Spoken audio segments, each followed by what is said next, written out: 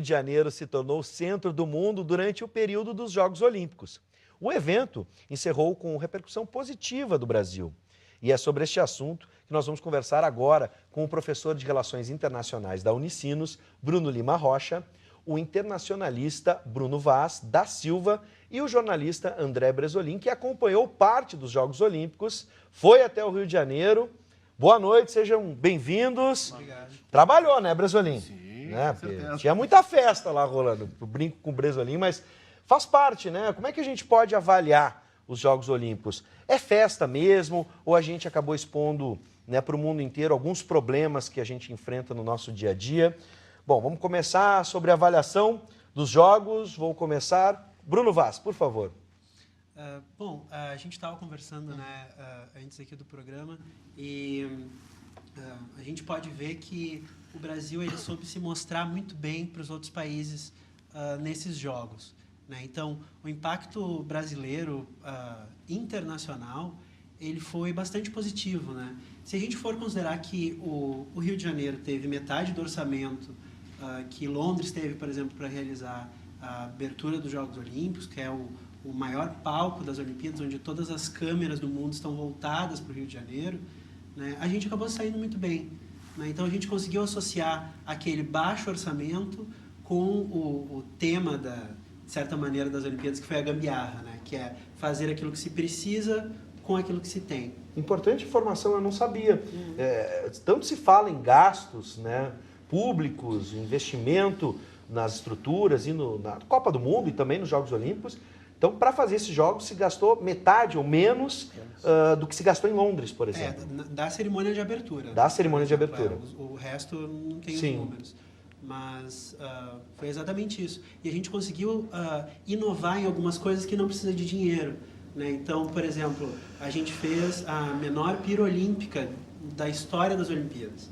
Né? Isso, além da gente conseguir economizar, né, material, gastos, a gente passou a mensagem para o mundo, ou pelo menos essa é a intenção, de que a gente pode emitir menos CO2, né, ser um país mais sustentável. A principal mensagem do Brasil para os outros países, para a sociedade internacional, é a da sustentabilidade do meio ambiente. Professor Bruno, dá para dizer que foi uma repercussão positiva e nem tudo que se viveu, e especialmente o senhor entende sobre política, né, nos jogos de abertura, na cerimônia de abertura, a gente teve o caso Temer, entre outras coisas. Tirando isso, o balanço é positivo? Eu entendo que existem, assim, o balanço externo, o colega Bruno Xará está coberto de razão. O balanço externo é absolutamente positivo. A projeção da imagem brasileira, ela superou as expectativas e meio que a gente entrou no microclima de Olimpíada em meio da crise política. Eu não sou especialista na área, sou curioso e sou defensor, né, quase que um advogado de defesa. Então, a estrutura do esporte de base brasileiro continua sofrível. Sofrível. Vou te dar um exemplo. Eu fiz aquele ranking do COI, que é para medalha de ouro, é um ranking meio absurdo, né? Sim. Onde uma medalha de ouro vale igual a um esporte coletivo. Mas tudo bem. Brasil foi 13º, não é isso? Os 12 países acima do Brasil, todos eles têm estrutura de esporte de base. Varia o modelo, mas tem esporte escolar, tem esporte de base. Vou te dar um exemplo, assim, uma ilustração, uma caricatura. Sim. Da seleção brasileira de boxe, tá? Que saiu um ouro do Robson Conceição. O próprio Robson, ele dá aula de graça, voluntariamente. Ele treinava de graça, um projeto social de um voluntário. Na seleção de boxe, tem 2 atletas, que hoje tem Bolsa Atleta, hoje são atletas militares, mas a sua escola de formação só sobrevive porque o aluguel é pago por um mecenas, que é um ator da Globo que se interessou pelo projeto. Isso é um absurdo. Que loucura. Em Canoas, deixa eu chegar lá. Canoas tem evento, 14 a 16 eventos de pugilismo amador por ano. A ambulância do evento é paga pelos atletas. É um milagre. Tô chocado. É um milagre. É porque eu achei que nesse período pré-Olimpíada, não mudou. a gente teria, pelo menos entre aspas, Pro alto rendimento. um pseudo-projeto. Pro alto rendimento. Até isso a gente consegue fazer. Os nossos stalinistas são piores que os outros, porque o Brasil teve 3 ministros de formação stalinista. Aguinaldo Queiroz, o Orlando Silva e o Aldo Rebelo.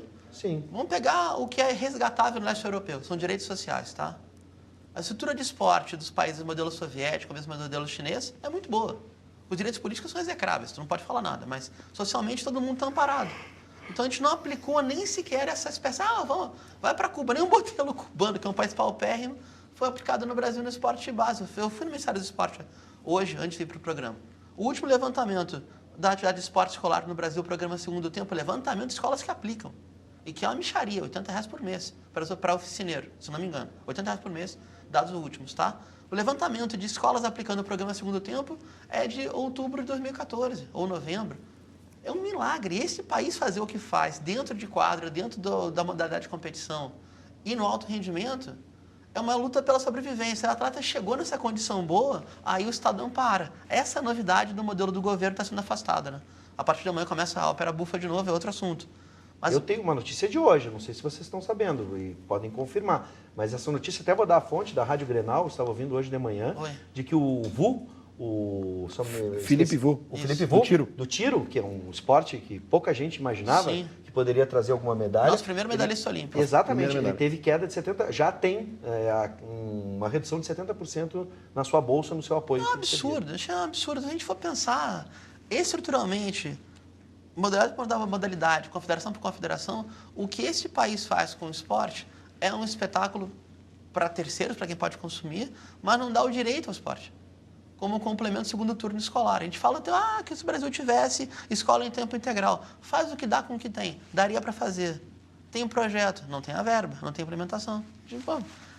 Aí não tem como competir em escala mundo. Agora, da porteira para fora, foi uma maravilha. Bom, a gente começou falando da repercussão internacional, que chegou com desconfiança, até mesmo comentários de alguns atletas com o problema do Zika vírus ou da violência. Sim.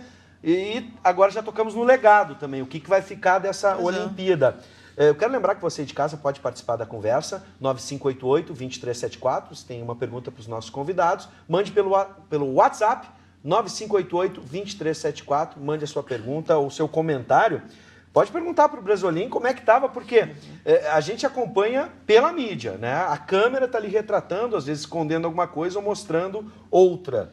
O Brasolim estava lá, com seus olhos. E aí, como é que estava? Parque Olímpico, primeiro deu problema no lanche, sabe que isso muito me interessa. Eu relatei até. Né? Nos boletins que o Brasolim fez diariamente aqui no programa, teve esse relato. Mas depois, tudo se organizou? De certa forma, sim. Eu fiquei 10 dias lá. Cheguei no dia 4, a abertura foi no dia 5. Eu não fui na abertura, mas a partir do dia 6 até o dia 13, eu fui todos os dias pelo menos em uma competição, alguns dias até duas, tá? Tive no Parque Olímpico da Barra, que é o maior, que era o coração dos jogos. Tive logo adiante, na Barra ainda, o Rio Centro. Tive também em Deodoro. E assim, ó, o que a gente viu? O que me chamou a atenção? Realmente, no Parque Olímpico da Barra, parece que é o primeiro mundo. Eu nunca fui em Europa, Estados Unidos ainda, não tive essa oportunidade, mas parece mesmo assim... Parece que quando eu entrava ali, parecia que eu estava em outro mundo. Festa, alegria, tudo um espetáculo. Limpinho. Muito limpo. Mas, por exemplo, ó, eu tive no primeiro dia de competição lá em Copacabana, no vôlei de praia, e ali, fila para entrar, chegava atrasado nos jogos. Eram 4 jogos, o primeiro do Brasil, eu cheguei na metade do primeiro set. Para lanche, né, cerveja, refrigerante, filas enormes.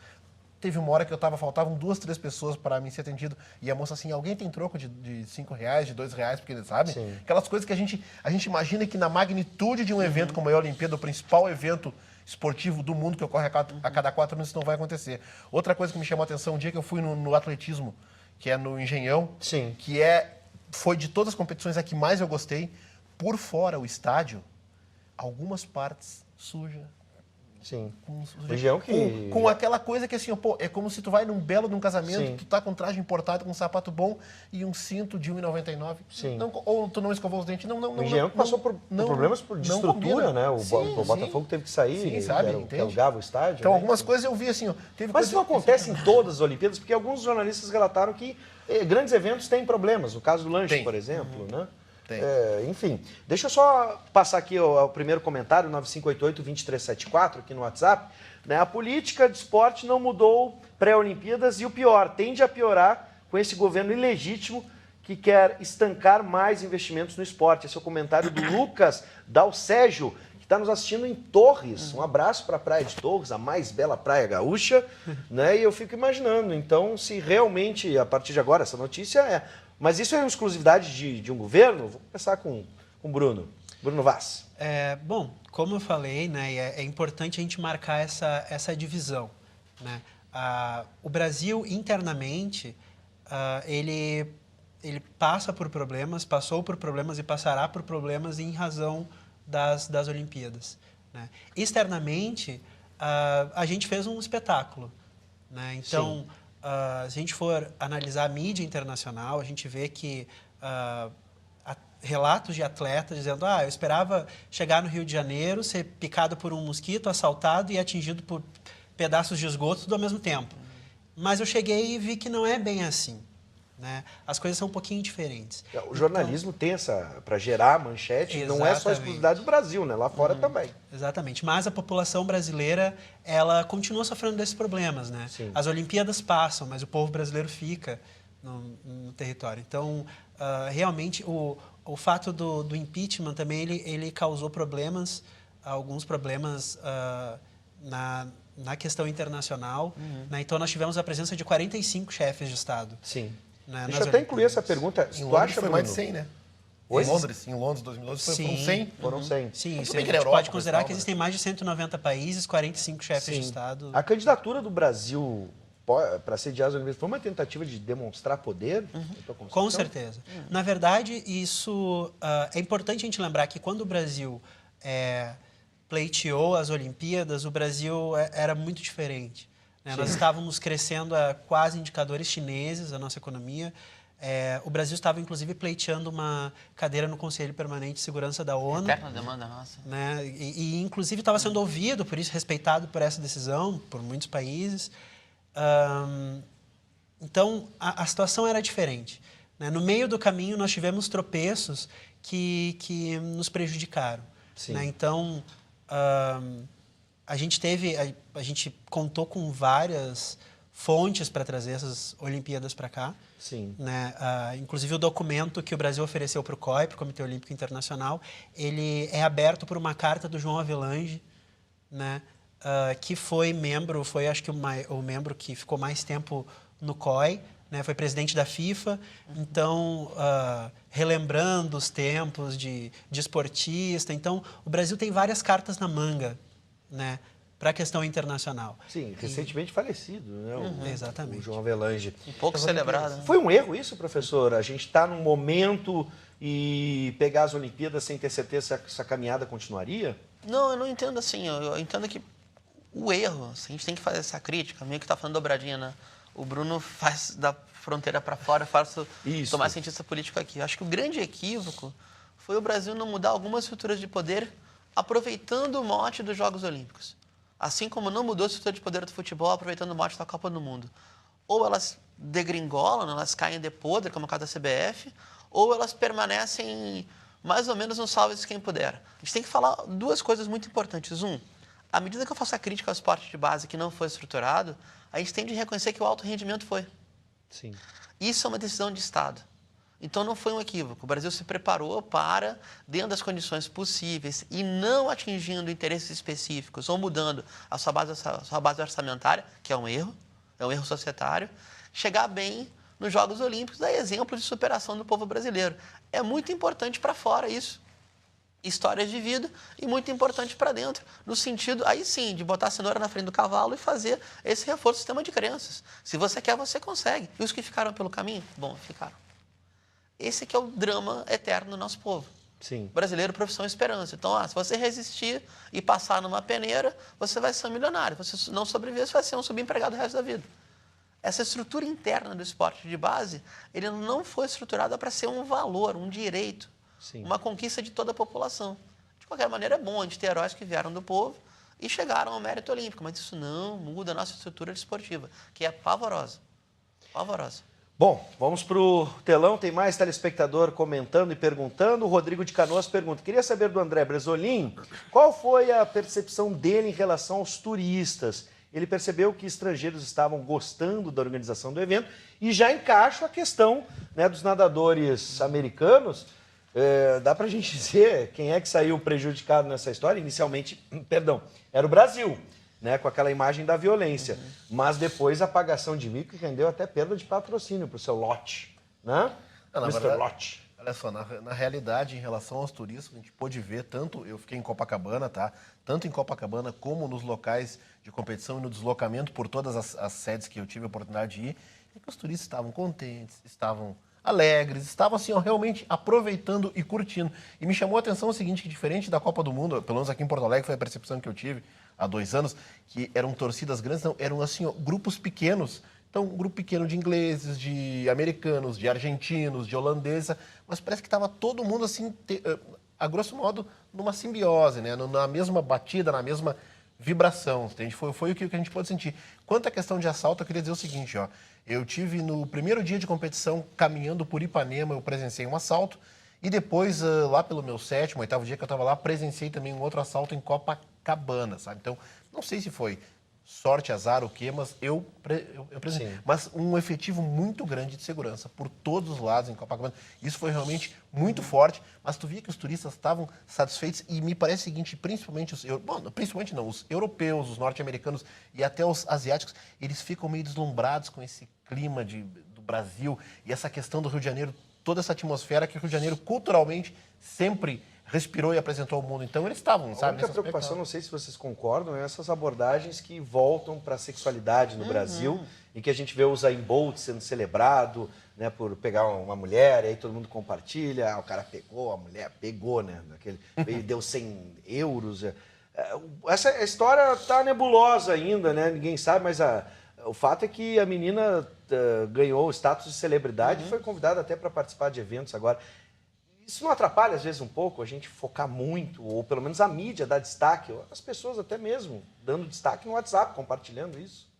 É um elemento constitutivo, o Bruno, por favor, fica à vontade de complementar, do nosso complexo de vira-lata. Né?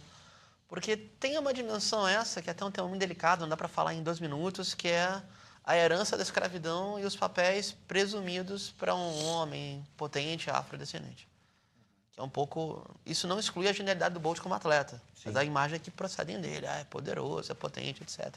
E essa hipersexualidade que projetam sobre nós, o Brasil acaba refletindo, faz parte, sem dúvida, do nosso complexo de vira-lata. Não tenho a menor dúvida disso. E a repetição o tempo todo, não como uma virtude, mas como uma marca indelével, trópico dos pecados. Esse país não tem jeito, mas é alegre. É tudo uma zona, mas a gente é feliz. Essa é uma história que eu entendo que internamente ela não cola mais, mas ela insiste em repercutir. Infelizmente... Não existe pecado abaixo do Equador? Porque não existe pecado abaixo do Equador, faz parte da bula papal que legitima a escravidão. Sim. Daí que vem essa bula papal, uma espécie de... essa doutrina do Estado do Vaticano, naquele período. E a gente meio que reproduz, porque as marcas de dominação, elas continuam. Sim. Espacialmente elas continuam. Então, por exemplo, por que faz as Olimpíadas na Barra? Porque tem espaço. Mas a Barra da Tijuca é um alvo de especulação imobiliária. Tipo, se o Rio tivesse uma ampla reforma urbana, com titulação de área de favela, saneamento, iluminação pública, direitos civis para a população favelizada, tudo bem. Ganhamos as Olimpíadas. Que Rio de Janeiro nós estamos falando, né? Zona Sul é um Rio de Janeiro. Exatamente. Talvez a Zona Norte, a Zona Oeste, em outras regiões, é outro Rio de Janeiro. Mas que é o mesmo. Temos uma pergunta aqui, ó. Boa noite, Thiago Sapucaia. Como fica tudo que foi construído para as Olimpíadas? Pois muitas coisas vão ser desmanchadas e quando todo esse dinheiro foi investido, tivemos, né, ou vamos ter algum retorno, especialmente na base, como o professor Bruno estava falando.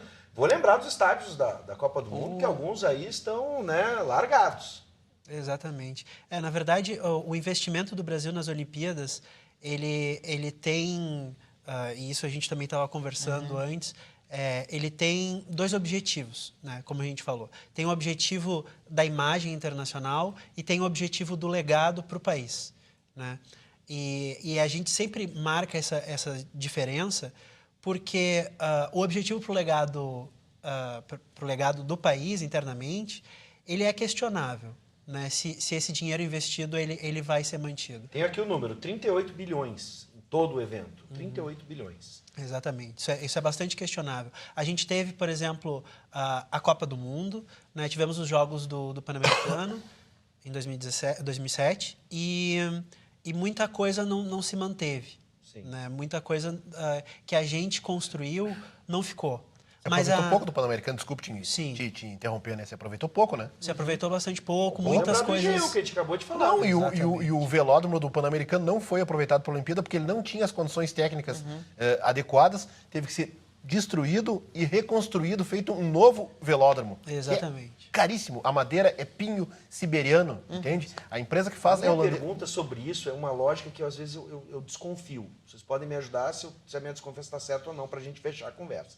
Às vezes eu acho que as coisas no Brasil, por exemplo, no Engenhão, elas são feitas uma forma correndo ou mal feitas, às vezes, para serem refeitas. Eu não sei se isso faz parte de uma lógica em que envolve a construção civil, entre outras coisas, mas como a gente gasta e gasta mal para construir coisas. Dos Jogos Pan-Americanos eu tenho um certo grau de certeza. Revi meus artigos, Sim. fui para 2006, 2007, e realmente uma parte muito importante da rubrica do Pan-Americano foram contratos emergenciais. Foi aditivo de contrato. Isso foi. Alguém ganha e muito com isso. E muito. É um modelo de negócio de superfaturar para o Estado pagar. Sim. O Estado acaba sendo o grande fornecedor de capital para quem já tem capital, né? É a lógica do Estado capitalista é essa, né? Ele bota 2 vezes, bota 3 vezes.